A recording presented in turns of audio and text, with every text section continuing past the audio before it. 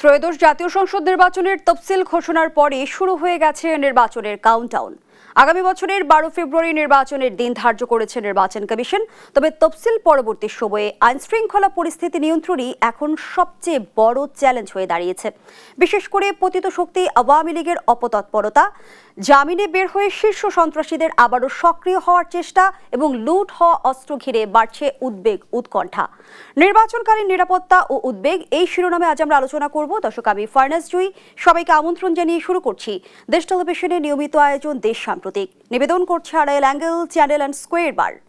আজকের আলোচনা এগিয়ে নিতে স্টুডিওতে আছেন দুজন সম্মানিত অতিথি। চলুন একে একে পরিচিত হই। আছেন মোশাররফ আহমেদ ঠাকুর, বিশ্ববিদ্যালয়ের শিক্ষক ও রাজনীতি বিশ্লেষক। সেই সঙ্গে আরও আছেন মাসুদ কামাল, সিনিয়র সাংবাদিক ও রাজনীতি বিশ্লেষক। দুজনকে আমন্ত্রণ জানাচ্ছি আজকের আলোচনায়। জনাব মাসুদ কামাল, আপনাকে দিয়ে আলোচনাটা শুরু করতে চাই। বলছিলাম যে তফসিল পরবর্তী সময়ে আইনশৃঙ্খলা পরিস্থিতি নিয়ন্ত্রণই সবচেয়ে বড় চ্যালেঞ্জ হয়ে দাঁড়িয়েছে। আমরা যদি একদিন পরের চিত্র তুলে ধরি, আমরা দেখলাম তফসিল ঘোষণার পরের দিনই কিন্তু দুর্বৃত্তের গুলিবর্ষণের শিকার হলেন ঢাকা ৮-এর সম্ভাব্য প্রার্থী ওসমান হাদি এবং বর্তমান সময়ে তিনি লাইফ সাপোর্টে আছেন। আমি যদি হাদির প্রসঙ্গ আপনার সামনে তুলে ধরি মাসুদ কামাল, আমরা দেখেছি বছর জুড়েই কিন্তু ওসমান হাদি বিভিন্ন বিষয়কে কেন্দ্র করে আলোচনায় ছিল এবং বলা হয়ে থাকে যে পতিত শক্তি আওয়ামী লীগের চক্ষুশূলে পরিণত হয়েছিলেন তিনি, এবং আওয়ামী লীগের সমর্থকদের দ্বারা তিনি যে হত্যার হুমকি পেয়েছিলেন সেটিও কিন্তু এক মাস আগে তিনি জানিয়েছেন। এখন তফসিল পরবর্তী সময়ে একজন সম্ভাব্য প্রার্থীর উপর আঘাত, সেটিকে আসলে ব্যাখ্যা কিভাবে করবেন? সেটি কি নির্বাচন বানচালের ষড়যন্ত্র নাকি পতিত শক্তির অপতৎপরতা? দেখেন, এটা আসলে কি, এটা এই মুহূর্তে বলা কঠিন এই কারণে আসলে বলা উচিতই না, এটা বলা উচিতই নয়। এই কারণে উচিত নয় যে আমি যদি বলি তাহলে কিন্তু আমি একটা পক্ষ নিয়ে নিলাম, আমি আমাদের একটা রাজনীতি খুঁজলাম। আপনার মনে আছে যে এই মানে কি বলে আপনার বিএনপি যে মহাসমাবেশ হয়েছিল একবার 28 অক্টোবর, সেই মিটিংয়ের পরে একজন পুলিশকে হত্যা করা হয়েছিল। পুলিশকে হত্যা করায় আধা ঘন্টার মধ্যে সেই সময়ের স্বরাষ্ট্রমন্ত্রী বললেন কি যে ছাত্রদলের লোকেরা তাকে মেরেছে। তো উনি কী করে বুঝলেন ওটা ছাত্রদলের লোক মেরেছে? যে মেরেছে উনি যে বড় যে সিসিটিভি দেখেছেন, সিসিটিভি থেকে যে মেরেছে তার পিছনে লেখা ছিল যে আমি ছাত্রদল, লেখা তো ছিল না। উনি বললেন কেন? উনি বললেন এই কারণে, ওটা বলার মাধ্যমে উনি সবাইকে বললেন যে ছাত্র দলের লোকদেরকে ছাড়া অন্য কাউকে তোমরা খুঁজো না, তোমরা ওকেই খুঁজো, যে কোনো একটা ছাত্র দলের লোককে ধরে নিয়ে আসো। তাহলে একটা আমরা এই যে রাজনীতিকরণ, অপরাধের যে রাজনীতিকরণ, অপরাধীকে ধরার জন্য যে রাজনীতিকরণ, এটা ভয়ঙ্কর এই কারণে এতে হয় কি আপনি হয়তো সাময়িক রাজনৈতিক একটা ফয়দা লাভ করতে পারেন, কিন্তু এর বিপরীতে প্রকৃত অপরাধী ছাড়া পেয়ে যায় এবং অপরাধী আরও অপরাধ করতে উৎসাহ বোধ করে। তো এখানেও আমাদের উচিত হবে যে চট করে একটা দিকে ইঙ্গিত না করা অথবা বলে না দেওয়া। এটা একটা ফৌজদারি অপরাধ কিন্তু, তাই না? এটাকে সেভাবেই চলতে দেওয়া উচিত। আমি আমার আইন শৃঙ্খলা বাহিনীর উপর খুবই আস্থাবান। যদি তারা চায় অথবা যদি তাদেরকে বাধা দেওয়া না হয়, আমাদের আইন শৃঙ্খলা বাহিনী অনেক কিছু করতে পারে। আমি একটা এক্সাম্পল দিয়ে বলি আপনাকে। মোহাম্মদপুরে মা মেয়ে মারা গেল না একটা গৃহকর্মীর হাতে, সেই গৃহকর্মীর নাম কি তাও কেউ জানে না। প্রথমে বলা হলো আয়েশা, পরে জানা গেল তার কোথাও কোনো প্রিন্ট ছিল না, তার চেহারা কেউ দেখে নাই, সে আসার সময় ঘুমটাকে দিয়ে পরে আসে, অন্য গিয়ে যায়, তার চেহারায় কোনো বর্ণনা কেউ দিতে পারছিল না, তার কোথায় বাড়ি তাও কেউ জানে না, কোনো ছবি কেউ দেখাতে পারছে না। সেই মহিলাকে 2 দিনের মাথায় পুলিশ ধরে ফেলেছে না, 2 দিন লাগছে মাত্র, পারছে তো। তো এরকম, এবং সে তো কোনো বিখ্যাত ব্যক্তিও না।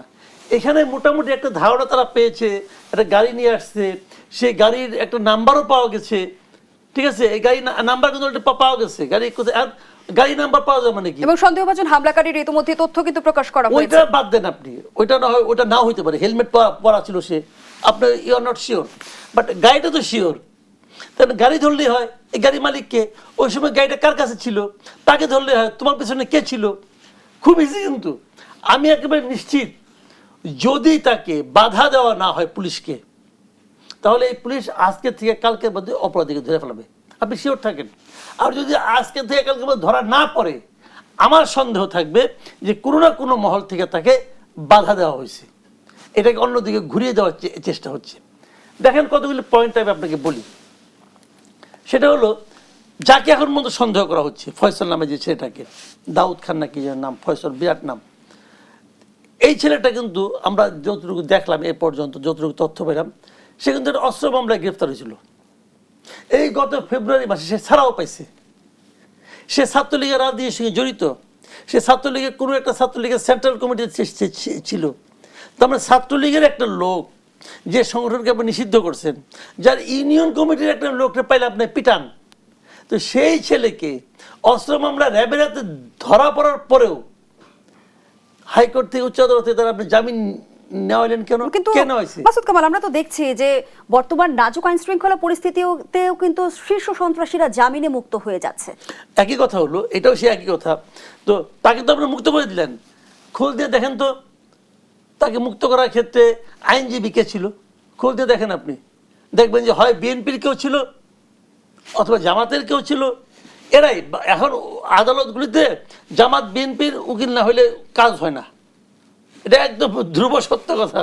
যে কেউ যদি আওয়ামী লীগে কেউ বিপদে পড়ে জামাত বিএনপির উকিল খুঁজে। আর এই ক্ষেত্রে খুব ইম্পর্টেন্ট কিছু নাম আছে, যাকে নাম বলে উচ্চারণ করলাম না, তো সবাই এদেরকে জানে। সেরকমই কেউ একজন ছিল এই মামলাতেও। তাকে জিজ্ঞাসা করেন, ভাই আপনি এর মামলা কত টাকার বিনিময়ে লড়ছেন, আপনার নীতি আদর্শ কোথায় গেল? তখন কেউ কিছু বলবে না। যাই হোক, তারপরে দেখেন, তারপরে আইনটা দেখেন, ছাত্রলীগের একটা লোক, চিহ্নিত লোক, অস্ত্র মামলা ধরা পড়ছিল, তাকে দেখা গেল আবার হাদির সঙ্গে, হাদির প্রোগ্রামে, হাদির ইনকলাব মঞ্চের যে অফিস, সেখানে তার পাশে সে লোকটা বসে আছে। আবার একটা ছবি দেখলাম সাদিক কায়েমের সঙ্গে সে হাসাহাসি করতেছে। আর ওই ছবিটা কি ফেক কিনা আমি বলতে পারবো না, কিন্তু এই হাদির সঙ্গে এটা শিওর, কারণ ওটা ভিডিও দেখছি আমি। তো এখন এই বিষয়গুলি কি? আবার এটাকে নিয়ে কিন্তু অনেকে রাজনীতিও করতেছে। এই বেচারা হাদির জীবন যায়, এদিকে রাজনীতি করে। আমি নিশ্চয়ই পরের টার্মে আপনি আবার আমাকে বলবেন, আমি তখন আরো কিছু পয়েন্ট বলবো। ধন্যবাদ জানাচ্ছি জনাব মাসুদ কামাল। মোশাররফ আহমেদ ঠাকুর, ওসমান হাদির উপরে যে হামলা করা হলো, এটাকে কিন্তু যেমনটি মাসুদ কামাল বলছিল যে সেটি নিয়ে এক ধরনের রাজনীতি শুরু হয়ে গেছে। আমরা কিন্তু অভিযোগ পাল্টা অভিযোগের এক ধরনের রাজনীতির সংস্কৃতি বহুদিন ধরে আমাদের রাজনৈতিক অঙ্গনে দেখে এসেছি। কিন্তু আমি অন্য একটা বিষয় আপনার সামনে উপস্থাপন করতে চাই। আমরা দেখলাম হাসপাতালে ওসমান হাদিকে দেখতে গিয়ে তোপের মুখে পড়েছিলেন মির্জা আব্বাস, এবং তাকে বিভিন্ন ভাষায় স্লোগান দেওয়া হচ্ছিল। এই বিষয়ে যেমনটি বিএনপির সিনিয়র যুগ্ম মহাসচিব রুহুল কবির রিজভী বলেছেন, ওসমান হাদির উপর হামলা করে সেই দোষ বিএনপির ঘাড়ে চাপানোর মতো মাস্টার প্ল্যান করছে স্বাধীনতার বিপক্ষের শক্তি। তারা কারা? ধন্যবাদ আপনাকে, আপনার দর্শক শ্রোতা, অপর বিজ্ঞ আলোচক মাসুদ ভাই। দেখুন, যে ঘটনাটা বলেছেন আমি একটু ভিন্নভাবে বলি। সেটা হচ্ছে যে হাদির সম্পর্কে কালকে রাত্রে অনেক রাত পর্যন্ত দেখলাম যে সব কর্তব্যরত সাংবাদিকরা বিভিন্ন ইন্টারভিউগুলো, বিশেষ করে চর্চা নামে একটা নতুন ওদেরদের একজন সাংবাদিক ওই কাছাকাছি ছিলেন। তিনি যে বর্ণনাটা দিলেন সেটা হলো যে 2:21 হাদি গুলিবিদ্ধ হয়েছেন, ঠিক 2:21, এবং তার কয়েক মিনিটের মধ্যেই ওইখান থেকে লোকজন নিয়ে গেছেন। আর 2:30 আপনি দেখবেন ফেসবুকে স্ট্যাটাস দিয়ে বলা হয়েছে যে তোমরা সবাই বুলডোজার নিয়ে এগিয়ে চলো শাহজাহানপুরের একটা বাড়ির দিকে। 2:30, 8 মিনিটের মাথায়। এখন আপনি যে নামটা বললেন মির্জা আব্বাস তার যেটুকুন অর্থনৈতিক সামর্থ্য আছে, তিনি গুলশান, বাড়িদারার যে কোনো এক জায়গায় একটা 1 বিঘা জায়গার উপর বাড়িতে থাকার মতো তার অর্থনৈতিক অবস্থা আছে, আল্লাহ তাকে দিয়েছেন। কিন্তু তিনি একজন জনপ্রতিনিধি হিসাবে বা জনগণের কথা চিন্তা করে বা এলাকাবাসীর ছোটবেলার বন্ধু বান্ধবের কথা চিন্তা করে ওই শাহজাহানপুরেই থাকেন, ওই 50 বছর আগে নির্মিত একটা বাড়িতেই থাকেন। ওখানে কোনো শান শৌকতের কিছু নাই। আপনি মাসুদ ভাই, আপনি নিজেও গিয়ে দেখতে পারেন, কোনো শান শৌকতের কিছু নেই, ওই রকমই আছে। গেটটা মিনিমাম 30-40 বছর আগের হবে। তো এখন মির্জা আব্বাস ওইখানে বিএনপি সম্ভাব্য ক্যান্ডিডেট। মির্জা আব্বাস ইলেকশন করেন 1977 সালে। উনি যখন কমিশনার, ঢাকা সিটি কর্পোরেশনের কমিশনার নির্বাচন করেন, তার সাথে ক্যান্ডিডেট ছিলেন 11 জন। একজনের সাথেও দাঙ্গা হাঙ্গামা ঝগড়াঝাটি হয় নাই। উনি 91 সালে প্রথম যখন এই যে ইলেকশন করেন, তখন জামায়াতের ভারপ্রাপ্ত আমির আব্বাস আলী খান, মানে 1971 সালে যিনি টিক্কা খানের পরে যে মালিক গভর্নমেন্ট, ডাক্তার মালিক গভর্নর হন, এবং সেই গভর্নরের মন্ত্রিসভায় শিক্ষামন্ত্রী ছিলেন আব্বাস আলী খান, পরবর্তীতে আমির, জামায়াতের ভারপ্রাপ্ত আমির। মুজাফফর হোসেন পল্টু, আওয়ামী লীগের যুগ্ম সাধারণ সম্পাদক, বিখ্যাত নেতা। তো 91 সালেও কারোর সাথে কোনো ঝগড়াঝাটি হয়নি, এবং মির্জা আব্বাস জিতেন। তার বয়স তখন 36-37 বছর, 38 বছর বয়স এইরকম হবে। এবং 96 সালে তিনি 7ম জাতীয় সংসদ নির্বাচনে হেরে যান। যার সাথে হেরে যান তার সাথে কোনো ঝগড়াঝাটি হয়নি। আবার 2001 সালে তিনি জিতেন। তিনি জিতেও তার প্রতিষ্ঠানে হামলা করেন নাই। 2008 সালে হেরে যান। 2011 সালে হেরে যাওয়ার পরে তার বিজয়ী প্রার্থী মির্জা আব্বাসের বাড়িতে গিয়েছিলেন। সেখানেও মির্জা আব্বাস তাকে সাদরে আমন্ত্রণ জানিয়েছেন, আহ্বান জানিয়েছেন, বসিয়েছেন, গল্প গুজব করেছেন। তো মির্জা আব্বাস এমনি কে কি বলবে, আমি আপনাকে বলি, মির্জা আব্বাস রাজনৈতিক ক্ষেত্রে ওনার এক্সপ্রেশনটা কেমন বক্তৃতার সময়, সেটার চেয়েও মির্জা আব্বাসের কাছে কেউ গিয়ে, কোনো দলের রাজনৈতিক কর্মী তার এলাকার কেউ গিয়ে সাহায্য চেয়েছে খালি হাতে ফিরে আসছে এমন নাই, 1 নাম্বার 2, এবং এমন কেউ নাই যে মির্জা আব্বাসকে গিয়ে তার অন্য দলের কোনো কর্মীর বিরুদ্ধে তাকে খেপানো গিয়েছে। তিনি বিভিন্ন প্রতিষ্ঠানের মালিক, তার প্রতিষ্ঠানে বিভিন্ন দলের লোকজনও কাজ করেন, ওই দল দেখে চাকরি তো দেন নাই। কিন্তু অভিযোগের তীর বিএনপির দিকে কেন যাচ্ছে? এর পিছনে কোনো বিশেষ উদ্দেশ্য রয়েছে কি? আমি আর আইডিয়া এখানে, এখন মাসুদ ভাই তো একটা নির্দোষ অবস্থায়, মাসুদ ভাই যে ট্র্যাকে আলোচনাটা ধাবিত করেছেন সেটা একটি রাইট ট্র্যাক, এটা সঠিক ট্র্যাক। এখন আপনি যদি আমাকে বলেন যে আমি আওয়ামী লীগ বা দলীয় ট্র্যাকগুলি যেভাবে হয়, আমি তো মনে করি এখানে হাদি একটা বলির পাঠা, হাদিকে বলির পাঠা বানানো হচ্ছে, এক ডিলে 2-3 পাখি মারার কোনো ব্যবস্থা করা হয়েছে, এবং সেখানে মির্জা আব্বাসকে কলঙ্কিত করে মির্জা আব্বাসকে সরানোর চেষ্টা করা হচ্ছে। এবং আপনাকে আমি বলি যে 2001 সালের পরে আপনি দেখবেন যে বিএনপি এর সাথে আওয়ামী লীগের যখন জোট ছিল, তখন জামায়াত একটা এই ঢাকা সাউথ হয় নাই, তখন অবিভক্ত ঢাকার মধ্যে তারা যে 1 নম্বর যে কমিশনারটা চায়, যে তারা কয়েকটা কমিশনার চেয়েছিল বিএনপির কাছে, তার মধ্যে এই কমিশনারটার নাম হচ্ছে যে পল্টনে বিএনপির অফিস, ওই কমিশনার 36 নম্বর ওয়ার্ড, তখন ওই 36 নম্বর ওয়ার্ডের কমিশনারটা জামাতকে দিতে হবে, এবং যিনি একটা পানির দোকানদার, এবং জামাত নিল এটা ইগো ধরলো সে, এবং সে এটা বিএনপির কাছে আদায় করলো, বুঝছেন? তো আমি আপনাকে বলছি যে জামাতের কাছে এই পল্টনটাকে তারা খুব গুরুত্বপূর্ণ মনে করে, এই আসনটাকে তারা কোনোভাবে চায়। আমরা শুনছিলাম এখানে, আমি তো এখানে টকশো করেছি, এই অ্যাডভোকেট হেলাল নামে একজন উনি বললেন যে আমি ভাই এই যে ঢাকা 8 আসনের ক্যান্ডিডেট। কয়েকদিন আগে শুনলাম যে না, হেলালকে অন্য জায়গা থেকে দেওয়া হবে, উত্তরবঙ্গের কোন আসন থেকে দেওয়া হবে, আর এখানে এমপি ক্যান্ডিডেট হবেন ডাকসুর সাদেক কায়েম। পরে জামায়াতের তরফ থেকে সেটিও জানানো হয়েছে যে আপাতত চূড়ান্ত নয়। তো কোনোটাই তো চূড়ান্ত নয়। মির্জা আব্বাস এটাও তো চূড়ান্ত নয়। মির্জা আব্বাস যদি ইলেকশন না করেন, সেখানে অন্য কেউ তো ইলেকশন করতে পারে, তারা কেমন ইলেকশন করতে পারেন, বা অন্য কেউ ইলেকশন করতে পারেন, বা মির্জা আব্বাসের স্ত্রী ইলেকশন করতে পারেন, মির্জা আব্বাসের ছেলে ইলেকশন করার বয়স হচ্ছে। কিন্তু এই আসন নিয়ে এত টানাটানি কেন মোশাররফ আহমেদ ঠাকুর? এই আসনের আসলে কোনো প্রভাব রয়েছে কি ঢাকা নিয়ন্ত্রণ কিংবা এই সবের ক্ষেত্রে? আমি সেই প্রশ্নটি আপনার কাছে রেখে যাচ্ছি। বিরতির সময় হয়েছে, বিরতি নিয়ে ফিরছি। দর্শকদের সাম্প্রতিকের এই পর্যায়ে একটা বিরতি নিচ্ছি, সাথেই থাকুন। আবারও আমন্ত্রণ, দেখছেন দেশ টেলিভিশনের নিয়মিত আয়োজন দেশ সাম্প্রতিক, নিবেদন করছে Arail angle, channel and square বার। আমরা আবারও ফিরছি আলোচনায়। জনাব মাসুদ কামাল, আমরা গতকাল দেখেছি হাদির উপর যখন হামলা হলো তার বোন জানিয়েছেন ভারতীয় গোয়েন্দা সংস্থা আমার ভাইকে বাঁচতে দেবে না, এবং এই প্রসঙ্গে আল জাজিরার অনুসন্ধানী সাংবাদিক জুলকার নাইন স্যার বলেছেন পার্শ্ববর্তী রাষ্ট্রের গোয়েন্দা সংস্থা গত কয়েক মাসে অন্তত 80 জন সুব্রত বাইনের মতো আততায়ীকে দেশের বিভিন্ন পয়েন্ট দিয়ে অনুপ্রবেশ করিয়েছে। নির্বাচন ঘিরে ভারতকে কোনো নীল নকশা করছে? দেখেন, নীল নকশা করছে কি করছে না, হাদির বোন যতটা সহজে বলতে পারতেছে, জুলকার নাইন সাহেব যেভাবে বলতেছেন, আমি এভাবে বলতে পারবো না, আমি অত জ্ঞানী না।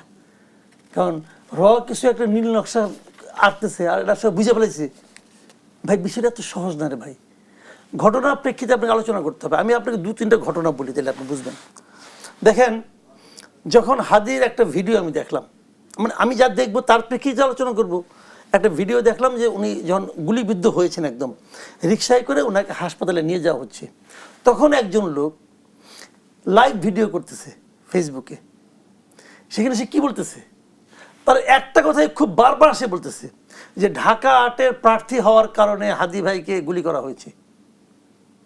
আচ্ছা, আপনি বলেন, আপনার পাশে একজন লোক গুলিবিদ্ধ, মাথাটা ঢেকে রাখা হয়েছে, তখন আপনি কি কারণে গুলিবিদ্ধ ও কেমন বুঝলো?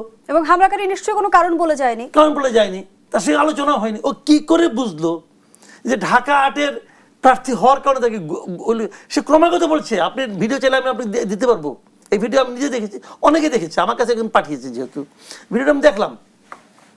এবং সে অন্তত 5 থেকে 6 বার বলছে যে ঢাকা 8-এর প্রার্থী হওয়ার কারণে হাদি ভাইকে গুলি করেছে। এই লোকটা কে? এই লোকটাকে আগে আপনি ধরতে হবে, জিজ্ঞাসা করতে, ভাই তুমি কি করে বুঝলা যে ঢাকা 8-এর জন্য হয়েছে? 1 নাম্বার। তা না হলে তুমি কেন এটা প্রচার করছো? এই প্রচার করে তোমার লাভ কি? 1 নম্বর। 2 নম্বর কথা হলো, মির্জা আব্বাস ওনাকে দেখতে ওখানে গেলেন হাসপাতালে, ওইখানে ওনাকে হেনস্থা করা হয়েছে মোটামুটি। সঙ্গে সঙ্গে আমেরিকা থেকে ইলিয়াস হোসেন একটা পোস্ট দিল।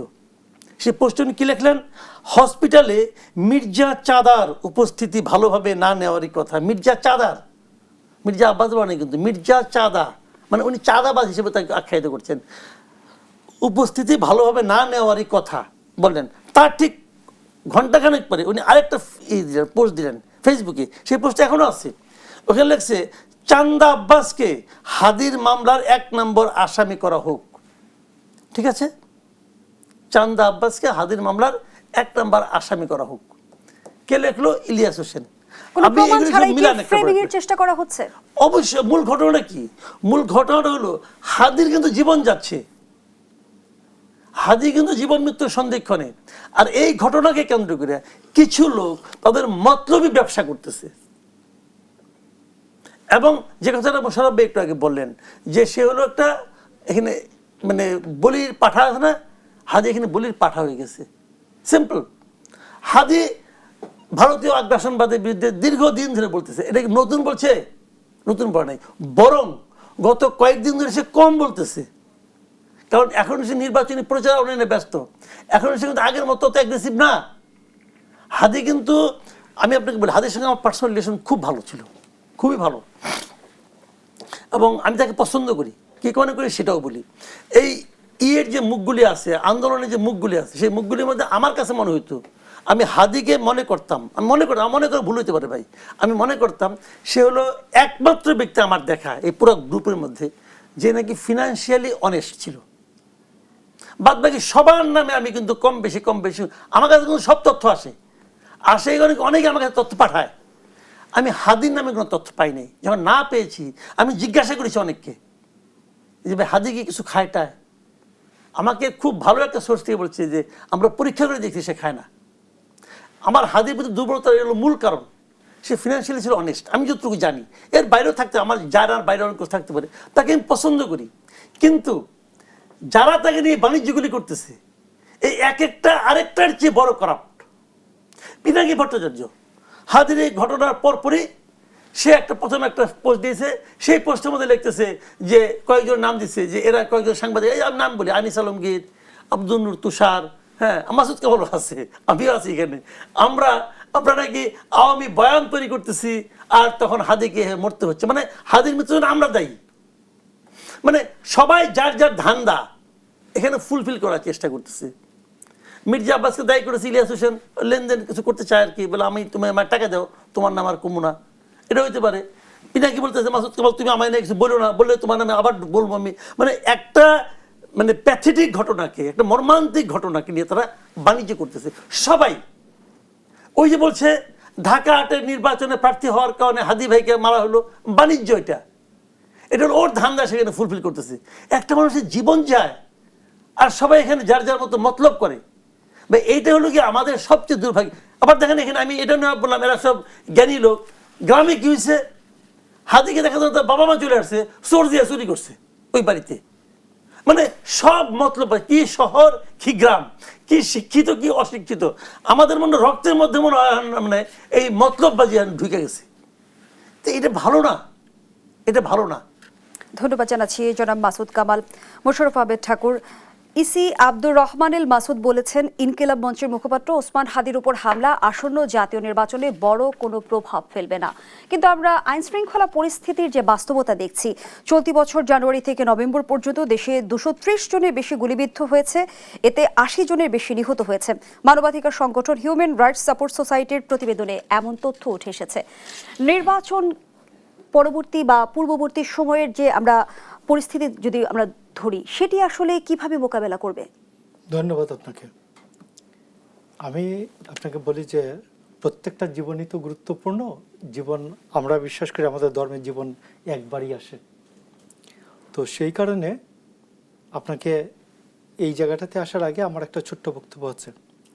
এই ৮ আসন 1991 সালে জামাতের যে আমির ছিলেন আব্বাস আলী খান, 71 সালের মন্ত্রিসভার যে সদস্য আব্বাস আলী খানকে দিয়ে এই মতিঝিল আসনে, তখন মতিঝিল, পল্টন, সবুজবাগ এগুলো একসাথে ছিল, খিলগাঁও এগুলো একসাথে ছিল, একটা আসন মতিঝিল। তো এই মতিঝিল আসনে তারা আমির আব্বাস আলী খানকে ক্যান্ডিডেট করেন। কী কারণে?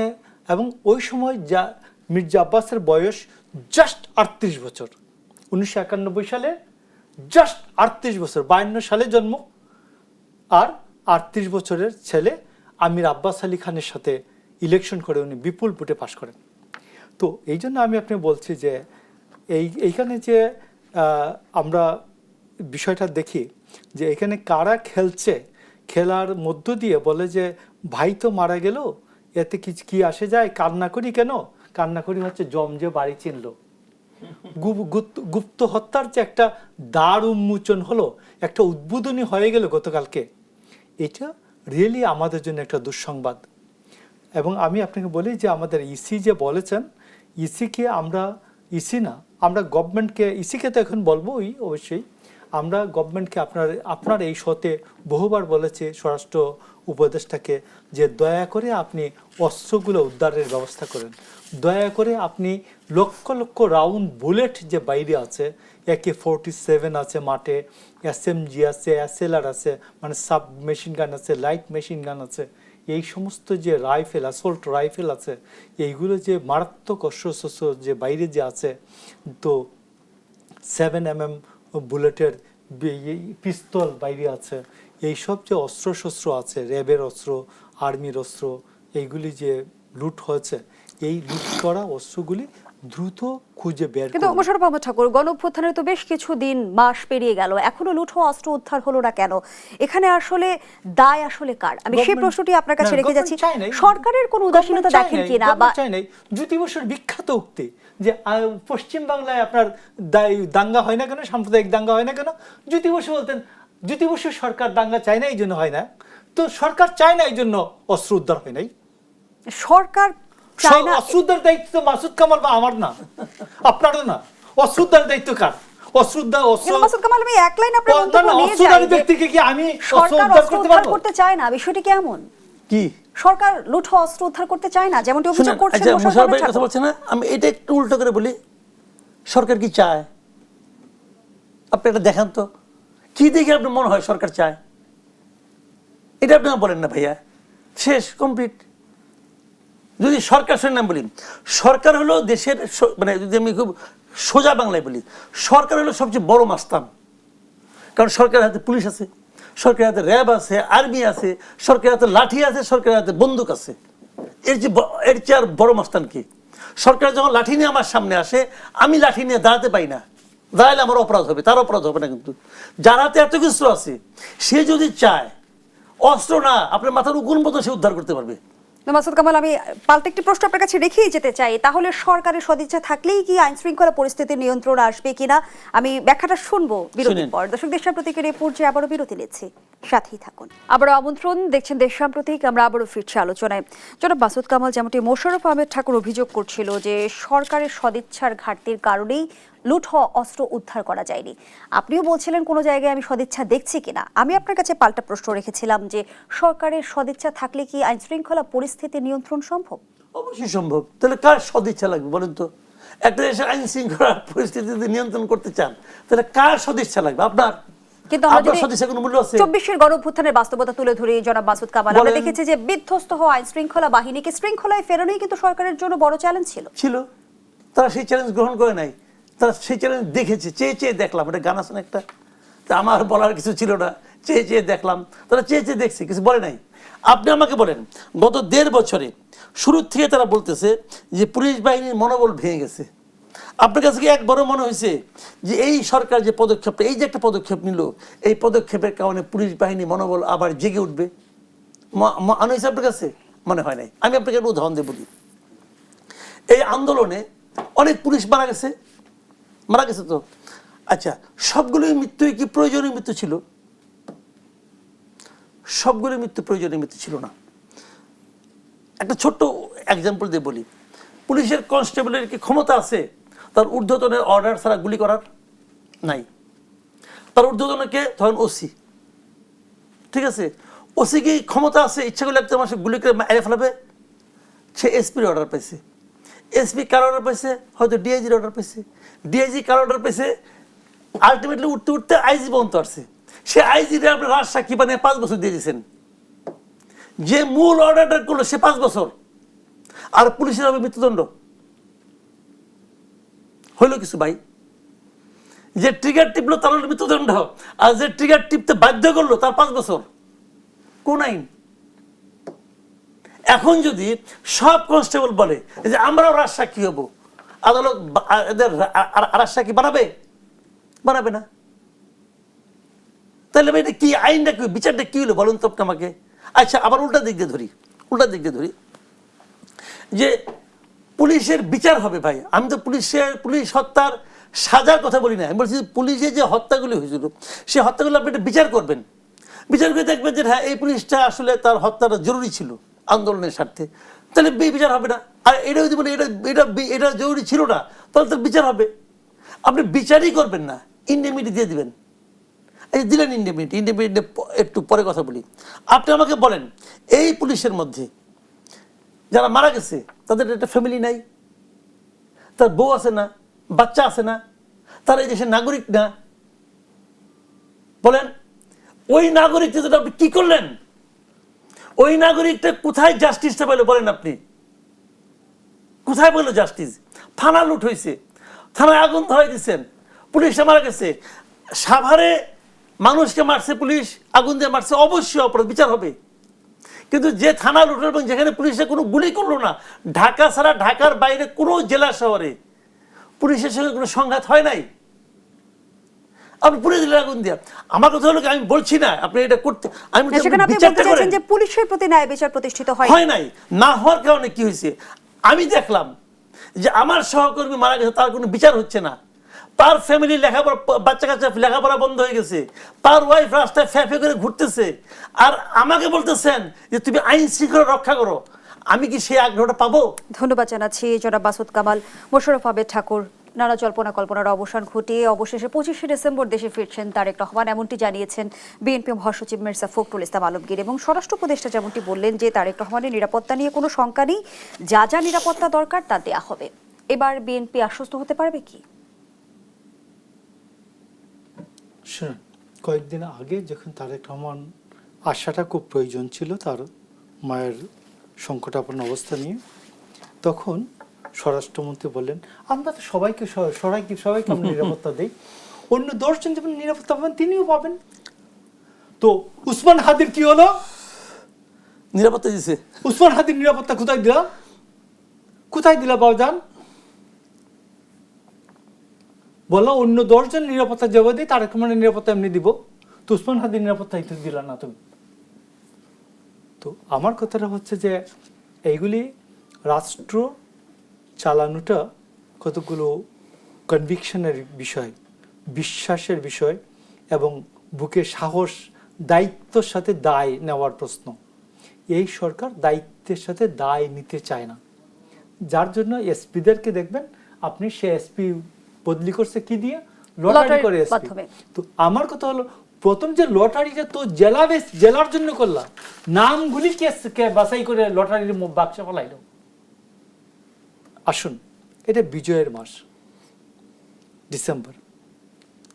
আমাদের জামায়াতের এদেরকে বিভিন্ন জায়গায় জিজ্ঞেস করা হয় যে ভাই, বিদেশ গেলে, বিশেষ করে টার্কি গেলে, যে তোমরা যে জামায়াতে ইসলামী, ছোট করে শুনতে চাই মুশাররফ আহমেদ ঠাকুর, আমরা শেষ পর্যায়ে, তোমাদের ইসলামী স্কলার কে? সাইদি সাহেব মারা গেছে, কামালউদ্দিন জাফরির সাথে যোগাযোগ নেই, তো ইসলামী স্কলার কে? এই ডাক্তার শফিক তো ইসলামী স্কলার না, মিয়া গুলাম পারওয়ার ইসলামী স্কলার না, ডাক্তার তাহের ইসলামী স্কলার না, তো ইসলামী স্কলার কে? আসলো এই কি বলে কাজী ইব্রাহিম কি বলছেন? 71-এর প্রজন্ম নিকৃষ্টতম প্রজন্ম, এইরকম প্রজন্ম ইতিহাসে আসে নাই। এদের নেতৃত্ব মিথ্যা, এদের কর্মী মিথ্যা, এদের যুদ্ধ মিথ্যা, এদের স্বাধীনতা মিথ্যা। এখন আমার বক্তব্যটা হচ্ছে, এই যুদ্ধে আমরা আমাদের 7 জন বীর শ্রেষ্ঠ, লক্ষ লক্ষ শহীদ, আমাদের বীর উত্তম, বীর বিক্রম, এগুলো কি সব মিথ্যা? আমার সেনাবাহিনী গড়ে উঠেছে স্বাধীনতা যুদ্ধের মধ্য দিয়ে, চায়না, ভিয়েতনাম আর বাংলাদেশ। আমার সেনাবাহিনী কি মিথ্যা? আমি জিজ্ঞেস করতে চাই যে ডক্টর ইউনূসকে অনতিবিলম্বে বলবো কাজী ইব্রাহিমকে আপনি আইনের আওতায় আনুন। এখানেই শেষ করছি দেশ প্রতীকের আজকের আয়োজন। ধন্যবাদ এতক্ষণ আমাদের সাথে থাকার জন্য।